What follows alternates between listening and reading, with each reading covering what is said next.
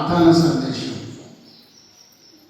దావీదు పట్టణమందు నేడు రక్షకుడు మీ కొరకు పుట్టియున్నాడు, ఈయన ప్రభువైన యేసుక్రీస్తు.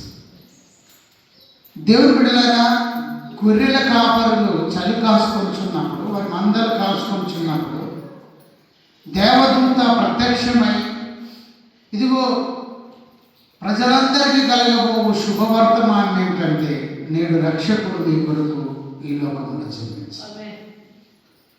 జ్ఞానులు వారు తెలుసుకున్నారు, యూదుల రాజు జన్మిస్తున్నాడు ఈ లోకంలో అని.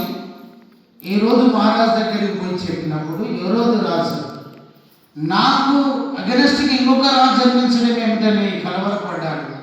మీరు వెళ్ళండి, నేను కూడా వచ్చి పూజిస్తాను, ఆయన మనసులో సంహరిస్తాను, చంపేస్తాను అనుకున్నాను. జ్ఞానులు వెళ్ళారు. ఆ తూర్పు దిక్కున చుక్క, వేకువ చుక్క ఎక్కడ ఉదయిస్తుందో అక్కడ శిశువు ఉంటాడు. వీరు వెళ్ళారు. వారి యొక్క జ్ఞానమును బట్టి ఆ శాస్త్రవేత్తలు, శాస్త్రజ్ఞులు, జ్ఞానులు వెళ్ళారు.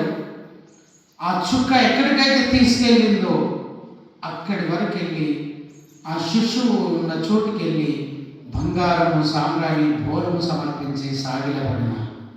తర్వాత రెండో మారు గొర్రెల కాపరులకు దేవదూత ప్రత్యక్షమై, ఇదిగో ప్రజలందరి కలగబో శుభవర్తమానం ఇదే, నేడు రక్షకుడు మీ కొరకు జన్మించాడు.